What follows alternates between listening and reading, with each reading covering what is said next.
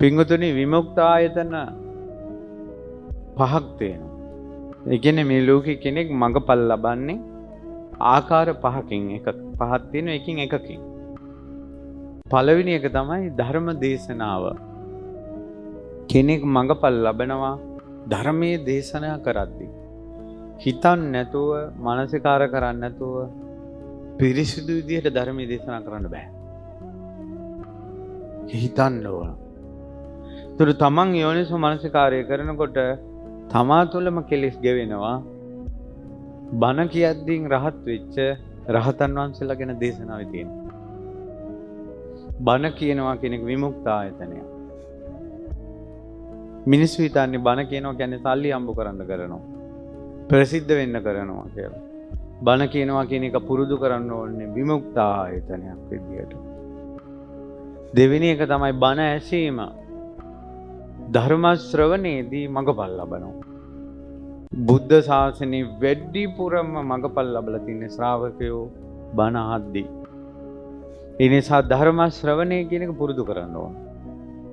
අද කාලේ මිනිසුන්ගේ තියෙන අකුසල් අධික බව, කෙලෙස් අධික බවත් එක්ක මිනිසුන්ට බණ අහපු ගමන් මඟපල් ලබන්න හෝ ජීවිතේ එකපාරම ලොකු පෙරලියක් කරගන්න මිනිසුන්ට බැරි වෙන්න පුළුවන්.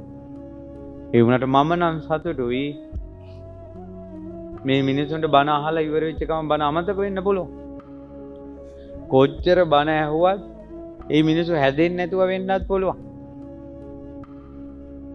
මිනිස්සු උසුළු විසුළු කරන්න පුළුවන්. මෙතරම් බණ කියන රටේ, මෙතරම් බණ අහන රටේ අපි තාමත් වනාන්තරේ කියලා මිනිස්සු විහිළු කරන්න පුළුවන්.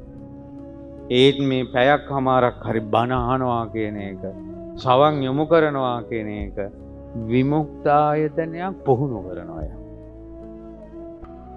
අම්මේ තාත්තේ බණපදයකට සවන් දෙන්න. ජීවිතේ අඩුපාඩු ඇති, වැරදි ඇති, ගෙවල් වල කරදර ඇති. හිතන තරම් ජීවිතේ වෙනස් වෙන්නේ නැතුව ඇති. ජීවිතේ ආපස්සට කැරකි දුකටම වැටෙනවා ඇති. මොකද්ද අපි නොහිතන නොදන්න කර්ම විපාකයක් ඔයා විඳිනවා ඇති. මට නම් පේන්නේ ගොඩාක් අය කර්ම විපාක විඳින්නේ සංසාරේ සිල්වතුන්ට ගුණවතුන්ට බැනලා. ඔව් පින්වතුනි, මේ බණ අහන විදිහට, මේ පින් කරන විදිහට අපේ මිනිස්සු පරිවර්තනය වෙන්න ඕන තරම් පින් බලය සැකසෙනවා. ඒත් මේ පින්වතුන්ගේ පිටිපස්සේ මොනවා හරි කර්ම විපාකයක් එනවා. පෙනෙන්නෙම දැනෙන්නෙම සංසාරේ සසරේ සිල්වතුන්ට ගුණවතුන්ට දොස් කියලා තියෙනවා. ඔය දැන් මේ කාලේ බයිනේ. හාමුදුරුවන්ට බයිනවා, බණ කියන අයට බයිනවා, විහිර විහාර හදන අයට බයිනවා, දන් දෙන අයට බයිනවා. ඔන්න ඔය වගේ සංසාර අපිත් අමනයෝ වෙලා, අදමයෝ වෙලා, අසත්පුරුෂයෝ වෙලා, ಗುಣ හඳුනා ගන්න බැරි වෙලා අපේ අතින් අපේ කටවල් වලින් ගොඩාක් වැරදුනා. ඒ නිසා අපි දැන් සිල්වත් වෙන්න හදනවා අමාරුයි. අපි ගුණවත් වෙන්න හදනවා අමාරුයි. අපි උතුම් ජීවිතයකට එන්න හදනවා අපිට අමාරුයි. අන්න ඒ නිසා තමයි කියන්නේ හොඳට පින්කම් කළා තෙරුවන් කමා කරගන්න කියලා.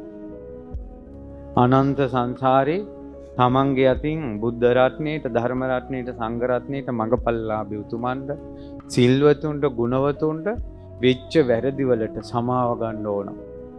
සෑම වේරක් ගානෙම අටමස්ථාන, සොළොස්මස්ථාන, මහා බෝධි වඳිද්දි, මහා පින්කම් කරද්දි සමාව ගන්න.